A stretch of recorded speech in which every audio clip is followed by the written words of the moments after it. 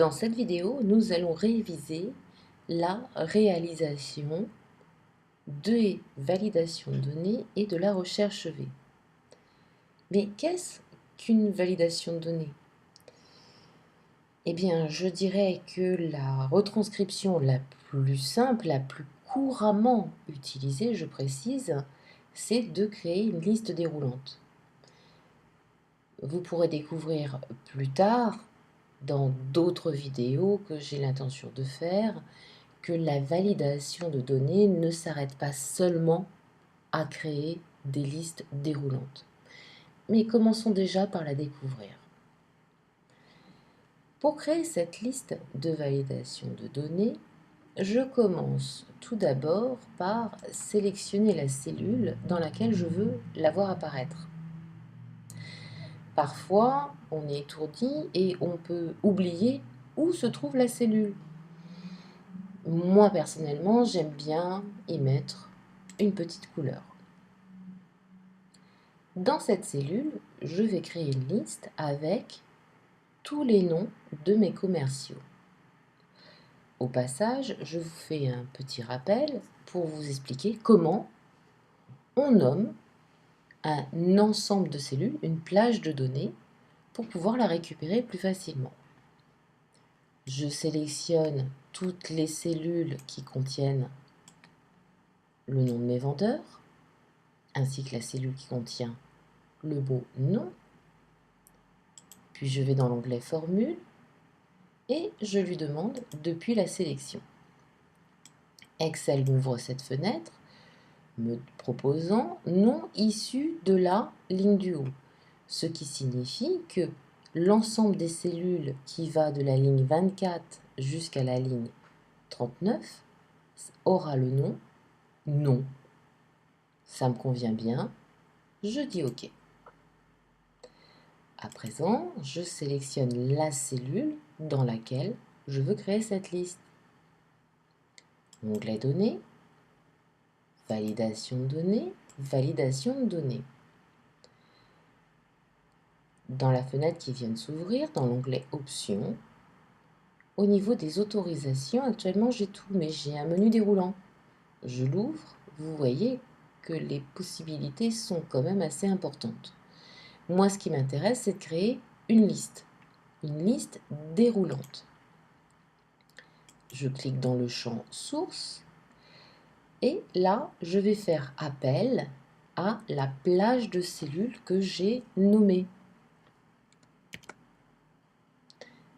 J'appuie sur la touche F3 du clavier.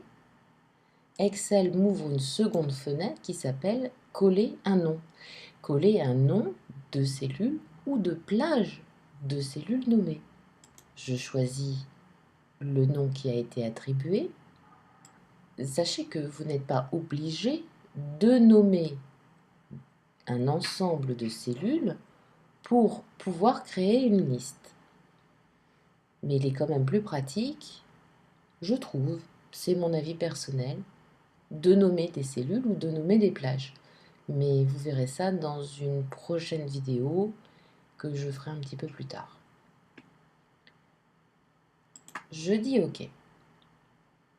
Je clique sur la petite flèche qui est apparue et j'ai bien la liste de tous mes vendeurs. Cette liste n'étant pas triée dans un ordre croissant, je peux très bien, après avoir créé cette liste déroulante, me placer dans une cellule des noms de mes vendeurs, aller dans Accueil, au bout de mon roulement et lui demander de trier de A à Z. Ce qui a pour conséquence de trier également en ordre croissant ma liste déroulante. Le but du jeu est de faire ressortir, de faire Excel écrire le chiffre d'affaires de mon vendeur en fonction du nom que je choisis dans sa liste. Pour ça, j'ai besoin de la recherche V. J'ai donc sélectionné la cellule qui va recevoir ma formule, égale recherche V. Quelle est ma valeur recherchée? C'est le nom de mon commercial. Point virgule pour passer à mon tableau de comparaison. Du coup, quelle est ma table matrice? eh bien, c'est tout mon tableau, c'est toute ma base de données.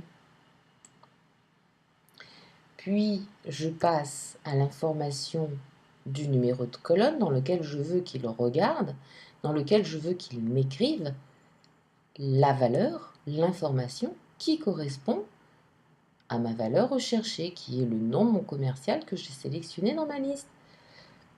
Je lui dis qu'il se trouve dans la colonne 1, 2, 3, 4, 5, dans la 5e colonne de ma sélection. Point virgule, et je veux une correspondance exacte. Je double-clique sur faux. Je ferme la parenthèse, je valide par entrée. Eh bien, Monsieur Amar a fait 23 000 € de chiffre d'affaires. Je change de nom, Delpech. Eh bien, Delpech, il a fait 96 000 € de chiffre d'affaires. Ça correspond bien lorsque je regarde mon tableau.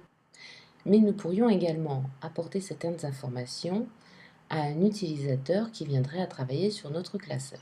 Pour faire cela, je retourne dans mon onglet Données, Validation données, et je vais m'occuper de l'onglet Message de saisie.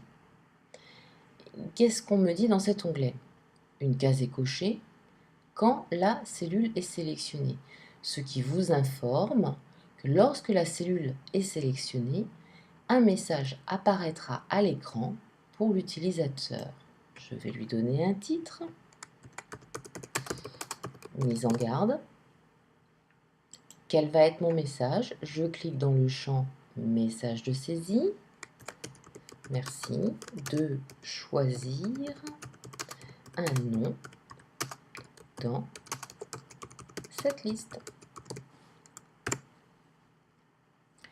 Et pour pallier à quelques manipulations désagréables, on peut également renseigner l'onglet Alerte d'erreur. Je clique dedans, je lis, une case est cochée. Quand des données non valides sont tapées, sont saisies, qu'est-ce que je vais lui donner comme ordre? Afficher le message d'erreur suivant, style arrêt. Mais j'ai d'autres choses plus loin. Menu déroulant. Est-ce que je veux mettre un arrêt, un avertissement ou une information? Moi, je choisis l'arrêt. Et je vais lui donner un titre. Attention, quel va être mon message d'erreur? Eh bien, si vous avez comme moi un petit peu d'humour, vous pouvez très bien lui dire si tu touches, tu mords. Et je valide par OK. J'ai désélectionné ma cellule. Je resélectionne la cellule qui contient ma liste déroulante. J'ai bien le petit message qui informe l'utilisateur. Si je veux effacer ce qu'il y a dans la cellule et écrire autre chose que je valide par entrée, là, Excel m'arrête tout de suite avec le message d'avertissement. Si tu touches, tu mords.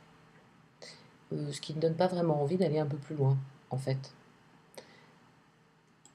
Annuler. Mais je pourrais aller un peu plus loin. Si je souhaitais également récupérer le nombre de commandes du vendeur. Là, je vais aussi utiliser la recherche V égale recherche V. Quel est mon élément commun? Eh bien, c'est le nom qui est présent dans cette cellule. À quel endroit il doit aller rechercher les informations?